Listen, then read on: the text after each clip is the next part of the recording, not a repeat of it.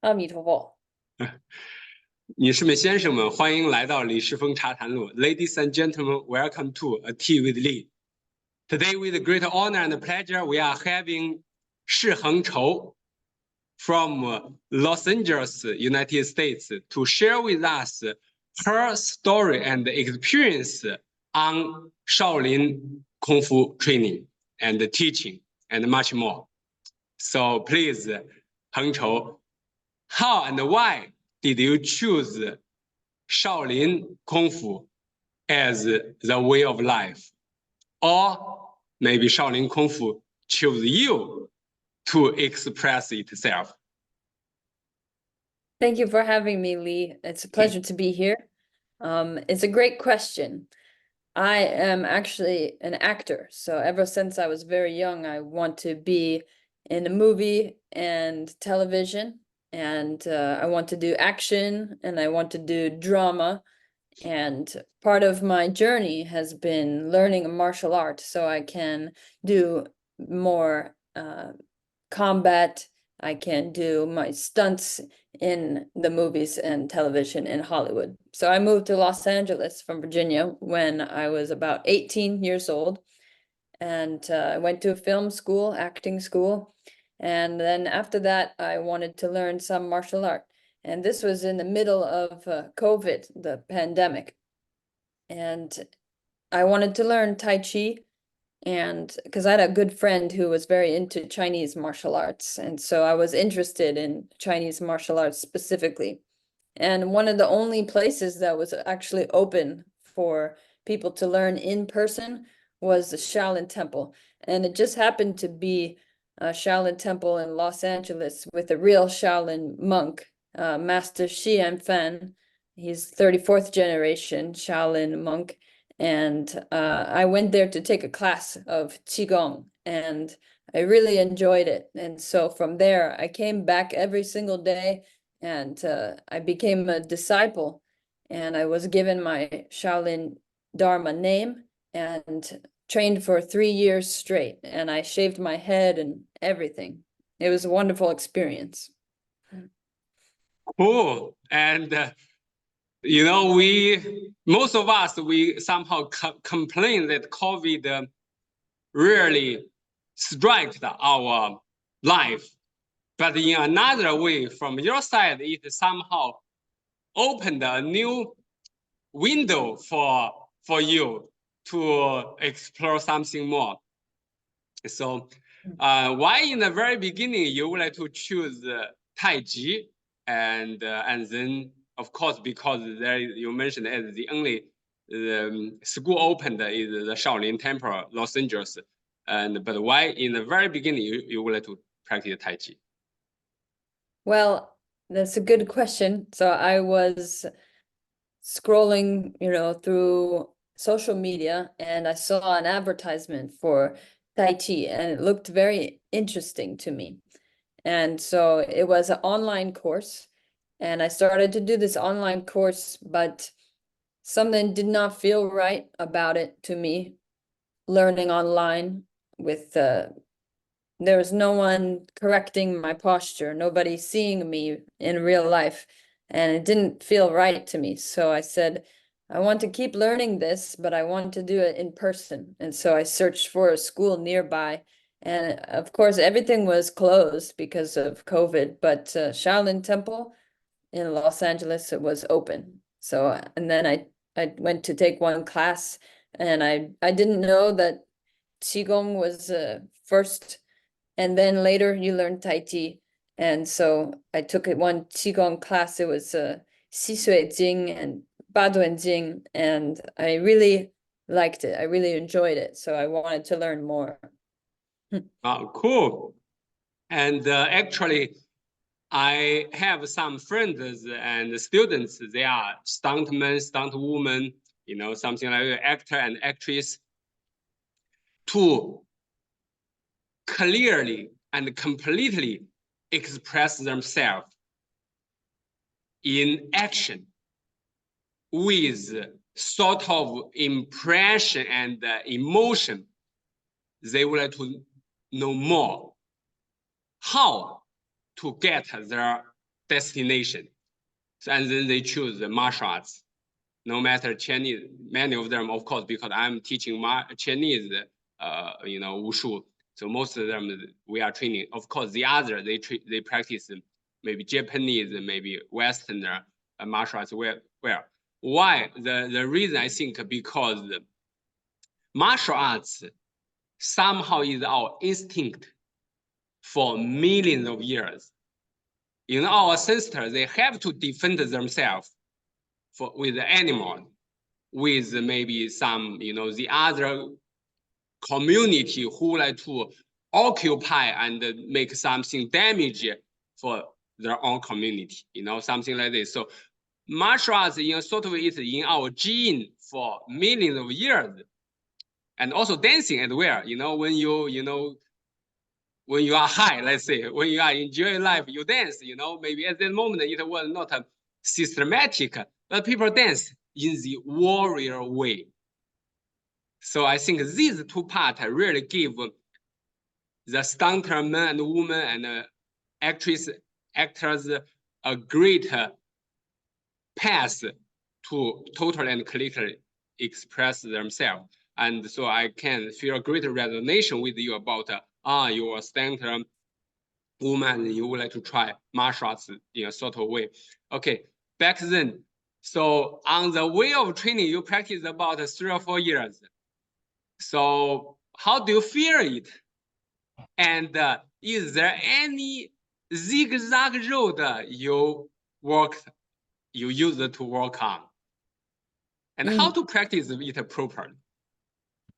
Okay, well, yes, well, first, because I used to be a dancer, so I thought that I was very flexible. But if we're talking about just physically, I mean, I never experienced the type of flexibility that the Shaolin monks practice until I started training. And so I started to open my hips more, and it was a lot of pain. And the first year especially, and my shifu would tell me it's very normal in the first year, the second year, even the third year, to have a lot of different pains, because as you practice qigong, the old injuries, anything negativity, psychologically as well as physically, it can come up to the surface, so you can clear it away. And so I experienced a lot of aches and pains, and sometimes it was very difficult to motivate myself to keep going because I had a lot of pain. But I stayed there every single day, listened to my shifu, and I continued to train.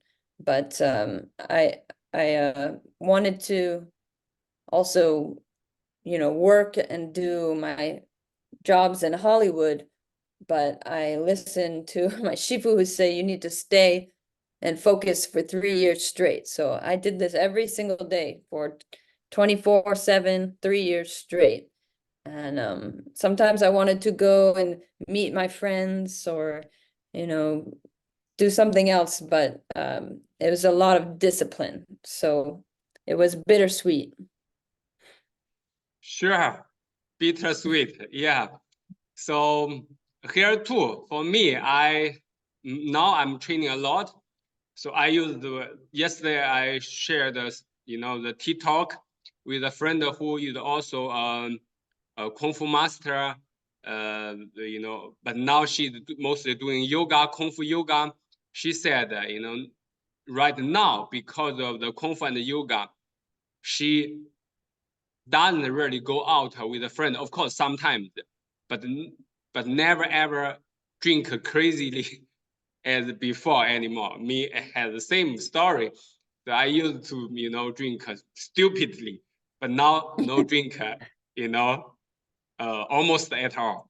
And because, as you mentioned, you have to discipline yourself at least the time if you want to become better. And you need to training a bunch of hours every single day to move you forward. Me too. So, right? So it's really bittersweet. I like the word very, very much. In Chinese, we can call it 苦中有甜, right? You also learning Chinese.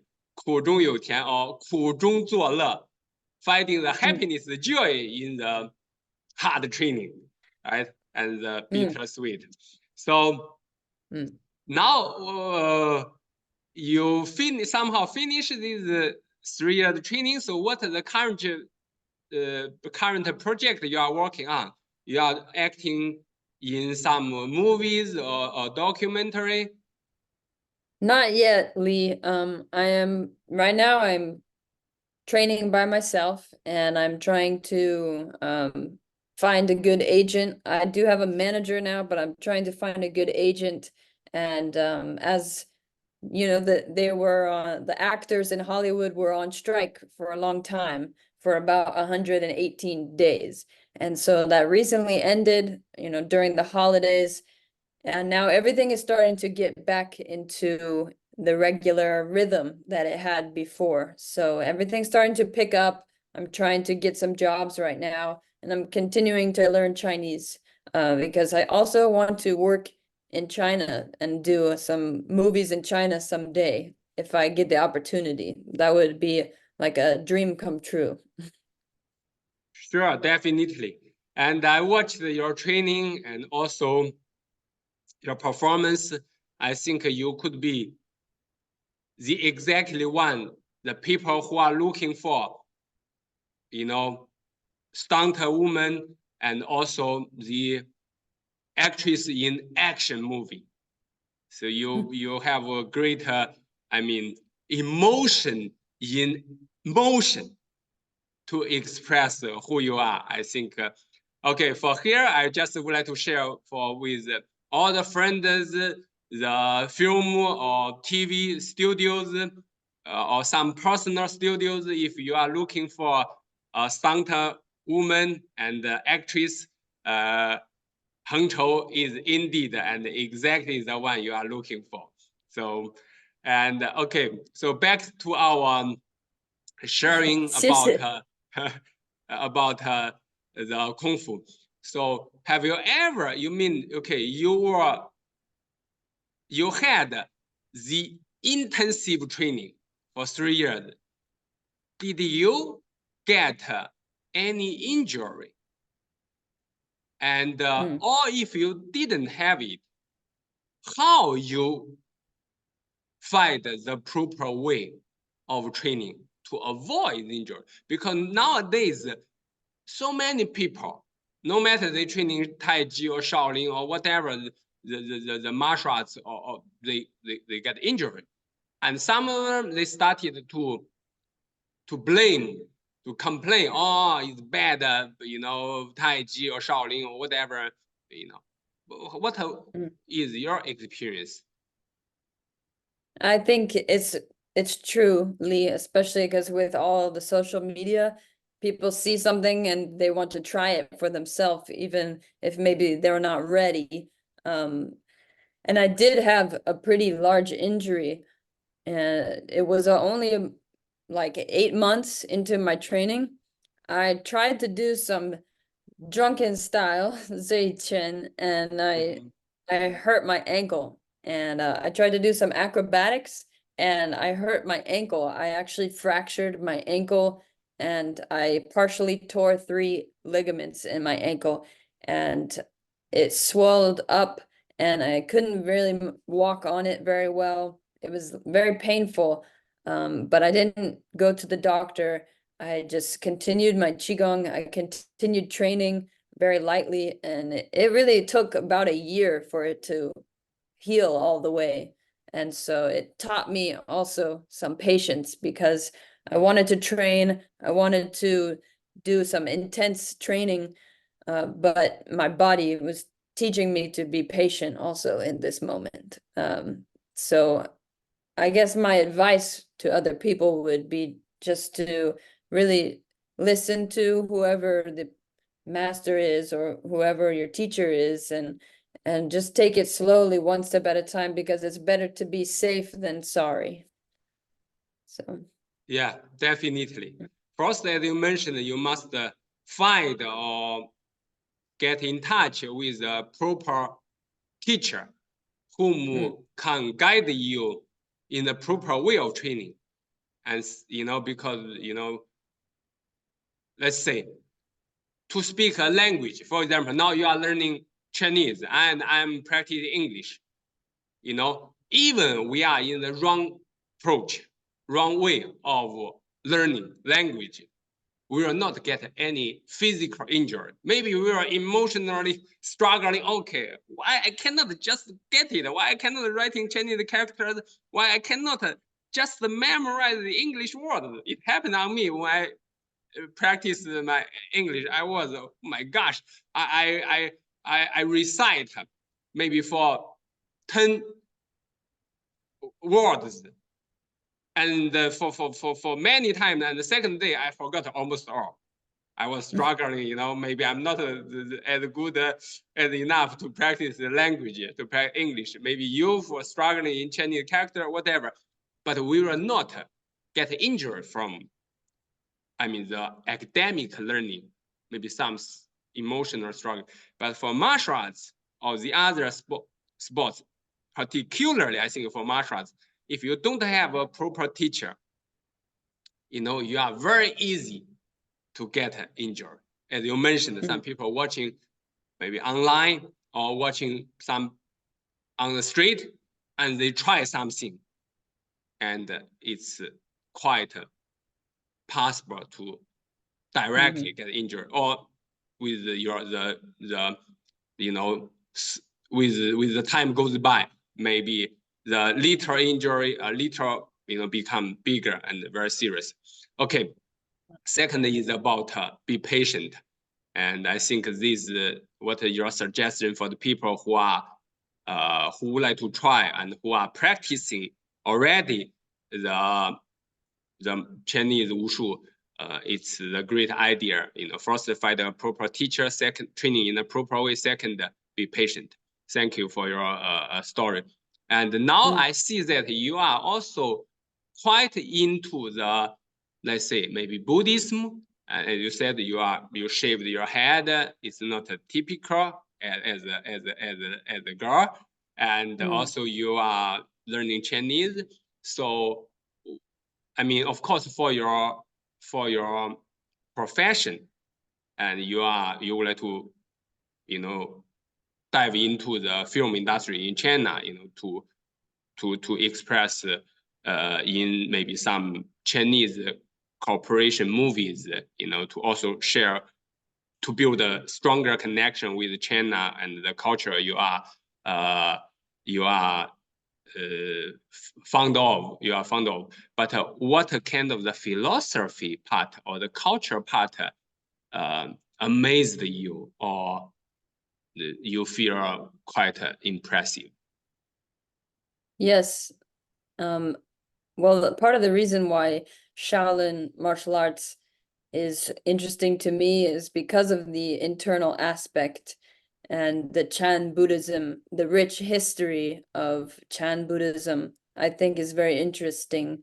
And I really enjoy learning the story of Bodhidharma, or Putidamong in Chinese, I believe, and his story of bringing Buddhism from India to China, and then later it became Zen.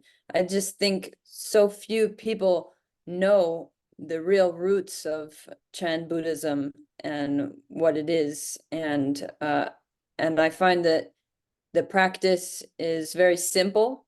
It's very easy to understand for many people, and I enjoy practicing it because I like having some spiritual aspect to my training as well, and that makes it feel more internal to me, and I feel more connected to my purpose and to the ancestors who brought down who transferred the lineage, from master to disciple, generation after generation. It makes me feel like I'm part of something bigger.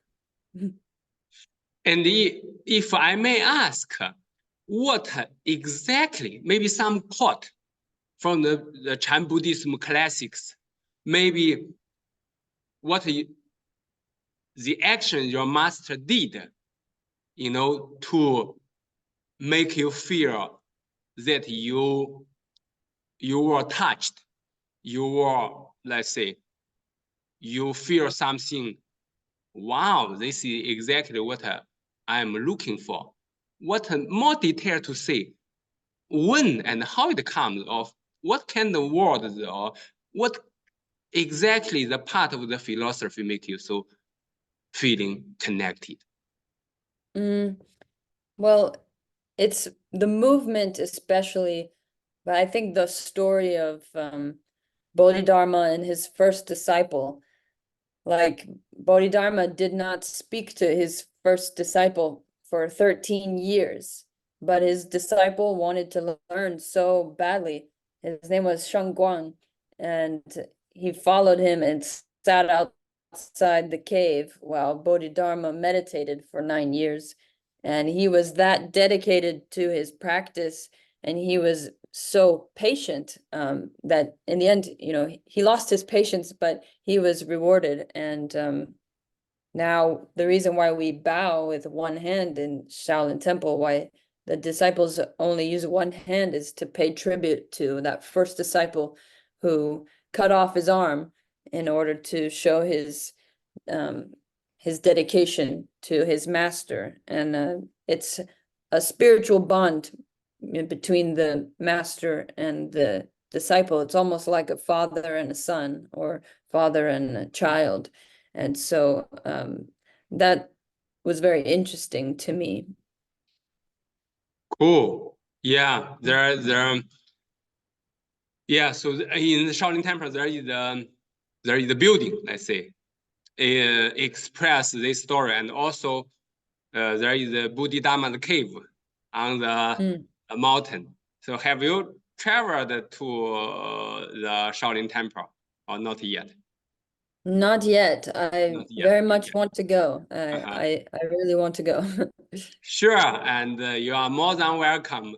Actually, 3 days later, a friend from Spain and another one from Mexico, both of them, they are training with me, Taiji and Shaolin. They are coming here to visit me, and also to, as you mentioned, to have the Shifu and disciple ceremony. One of them, we will have this ceremony. And after that, we are going to visit the Shaolin Temple, and also to hike the mountain to see the cave of Bodhidharma, and reach to the top to see the great sculpture, the statue of Bodhidharma. And I think we can take some videos and pictures later share with you.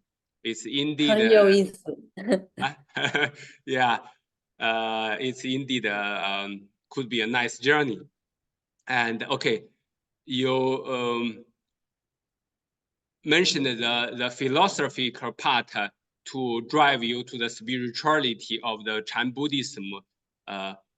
What was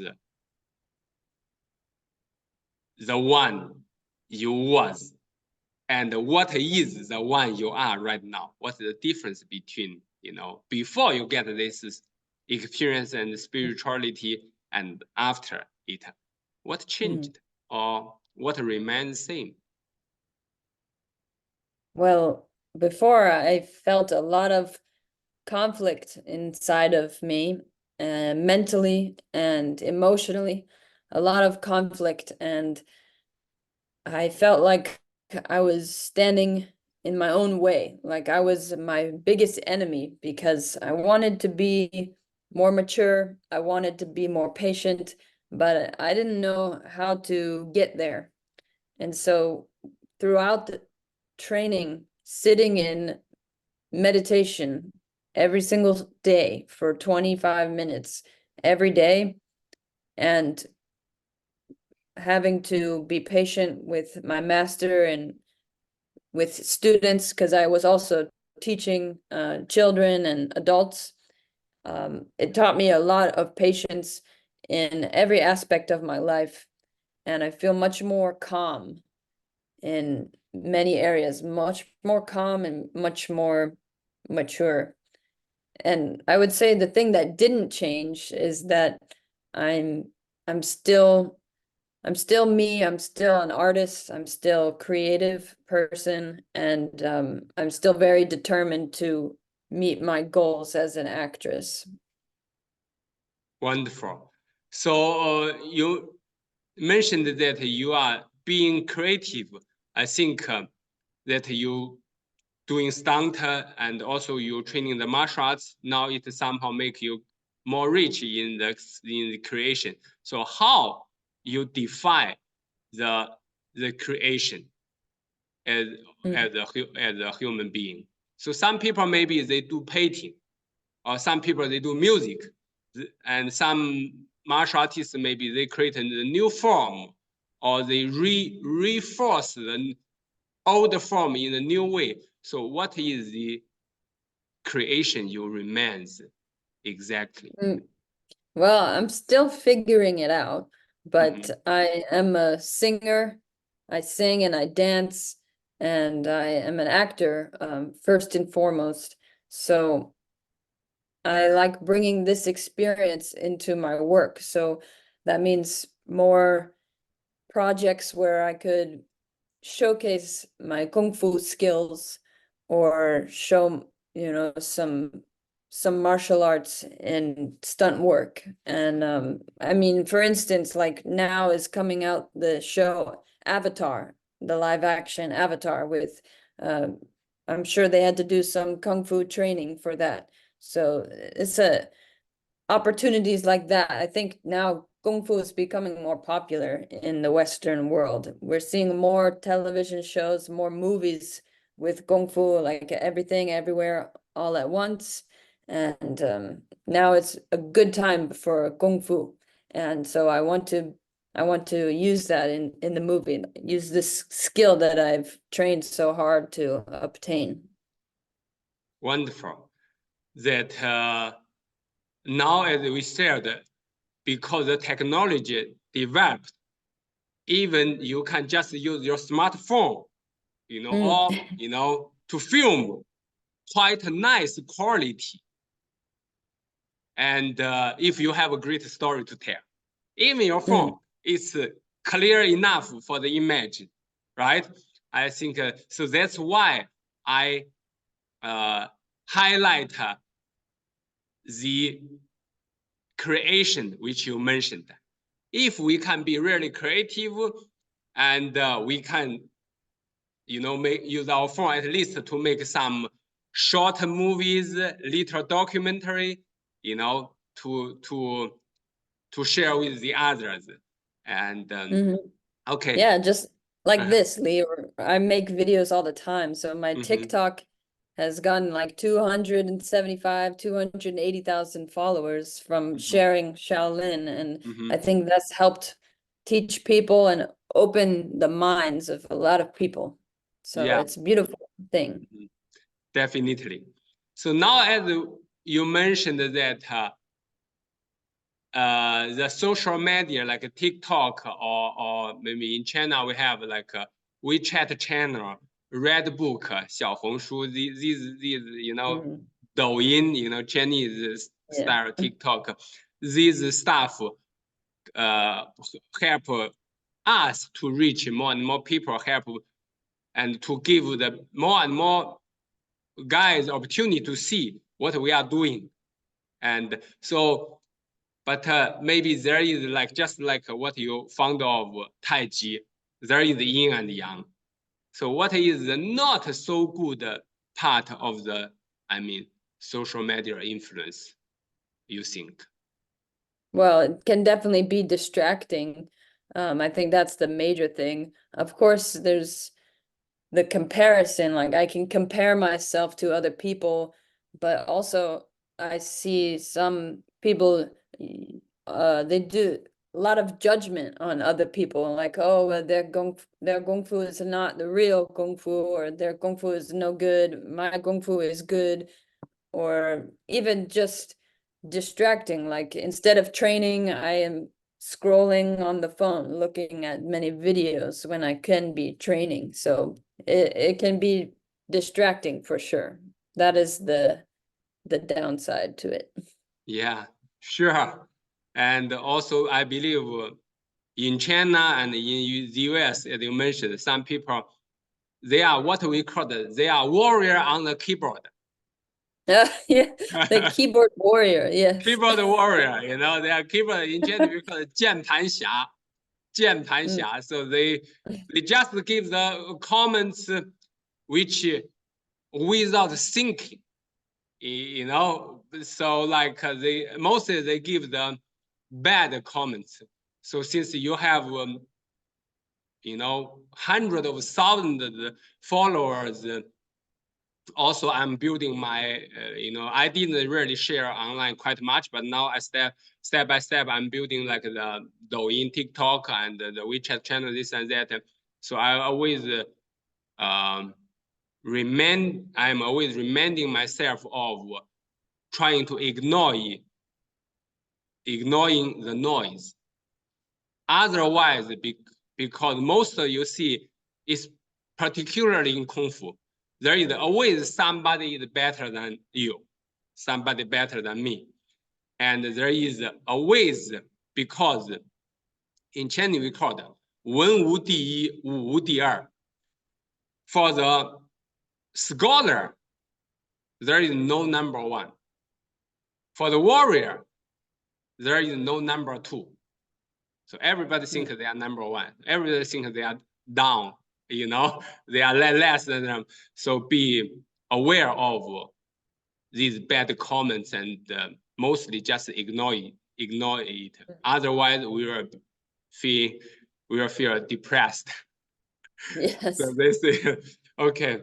So thank you so much for your very touched and also inspiring story on Shaolin martial arts. Also, maybe you did Tai Chi and Qigong for quite a period, and I wish that you will achieve your dreams. And here I am in Henan. My hometown is right here, waiting for you to visit us, and also to visit the other friends, to visit the Shaolin Temple, the Tai Chi village, and also, as you said, if you like Tai Chi, also here in Henan we have the birthplace of Lao Tzu, the founder of Taoism philosophy, and also the other temple for the Chan Buddhism beside the Shaolin Temple. And once again, for any of you guys, the studios, the personal director who are looking for an actress, stunt woman, and also somebody to share with Eastern philosophy, Western philosophy with, Heng Chou is indeed and exactly the one you are looking for. Once again, thank you so much, Heng Chou. Thank you. Amitabha. Okay, so bye-bye. Ciao, ciao. Bye-bye.